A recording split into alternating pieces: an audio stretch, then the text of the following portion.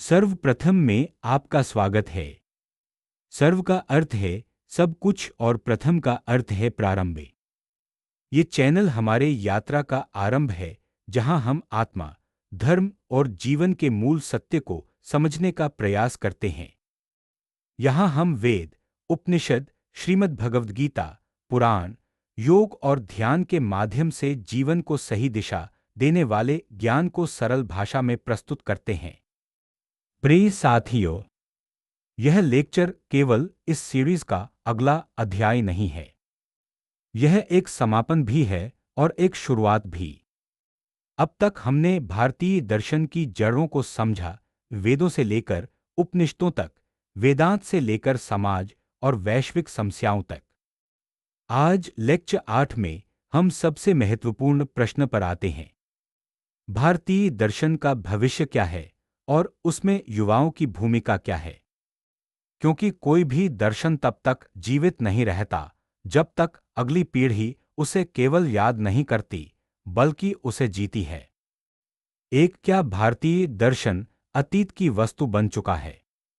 अक्सर कहा जाता है, भारतीय दर्शन बहुत गहरा है, लेकिन आज के समय में अप्रासंगिक है। यह धारणा गलत है। सत्य यह है, भारतीय दर्शन कभी अतीत में था ही नहीं। वह हमेशा मानव चेतना के साथ चलता रहा है। दर्शन का अर्थ क्या है? दर्शन का अर्थ केवल ग्रंथ नहीं होता। दर्शन का अर्थ है जीवन को देखने की दृष्टि, निर्णय लेने की समझ और संकट में संतुलन बनाए रखने की क्षमता। अगर कोई विचार आज भी जीवन को दिशा दे सकता है, तो वह भविष्य का विचार है। आधुनिक युवा और उसकी चुनौती। आज का युवा तकनीकी रूप से सक्षम है, वैश्विक रूप से जुड़ा हुआ है, तेज, महत्वाकांक्षी और जिज्ञासु है। लेकिन साथ ही वह मानसिक तनाव में है, पहचान के संकट में है और उद्देश्य को लेकर भ्रमित है।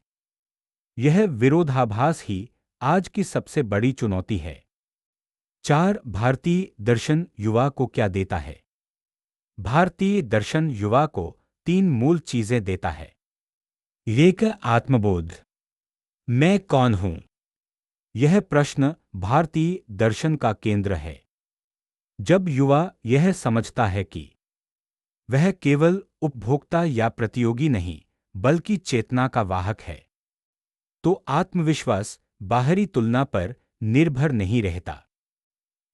उद्देश्य, पर्पस।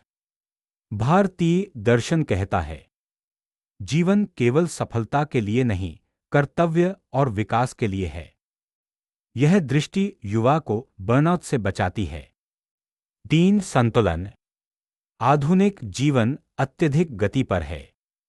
भारतीय दर्शन गति को नहीं रोकता, वह दिशा देता है। योग, ध्यान और विवेक यह संतुलन के उपकरण हैं। भारतीय दर्शन और भविष्य की शिक्षा।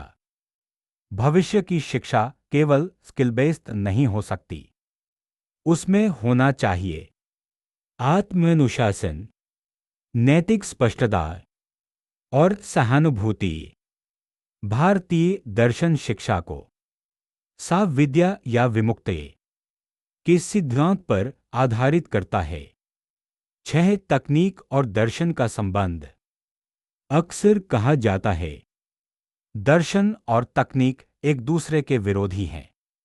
यह गलत है।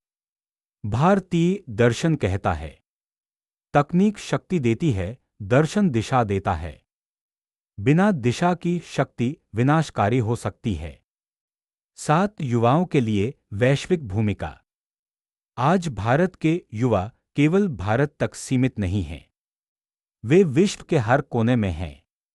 भारतीय दर्शन उन्हें सिखाता है, वैश्विक बनो, लेकिन जड़ों से जुड़े रहो। यह पहचान उन्हें नेतृत्व के लिए तैयार करती है। भारतीय दर्शन और नेतृत्व। भविष्य का नेतृत्व केवल कुशल नहीं, संवेदनशील होना चाहिए। भारतीय दर्शन नेतृत्व को अहंकार से नहीं, उत्तरदायित्व से जोड़ता है। राजा भी धर्म के अधीन था, यह भारतीय दृष्टि थी। 9 भारतीय दर्शन का वैश्विक भविष्य।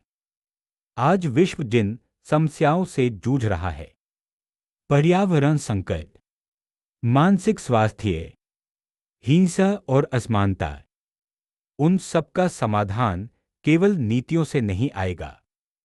दृष्टि बदलनी होगी, और यही भारतीय दर्शन की शक्ति है। 10 क्या युवाओं पर जिम्मेदारी है? हाँ, लेकिन बोझ के रूप में नहीं, अवसर के रूप में। युवाओं को यह सिद्ध नहीं करना है कि वे अतीत को बचा रहे हैं। उन्हें यह दिखाना है कि भारतीय दर्शन भविष्य को दिशा दे सकता है। 11 दर्शन को कैसे जिया जाए? भारतीय दर्शन को जीने का अर्थ है प्रश्न पूछना, अंधविश्वास से मुक्त होना और करुणा के साथ कर्म करना। यह किसी विशेष वेश या भाषा पर निर्भर नहीं।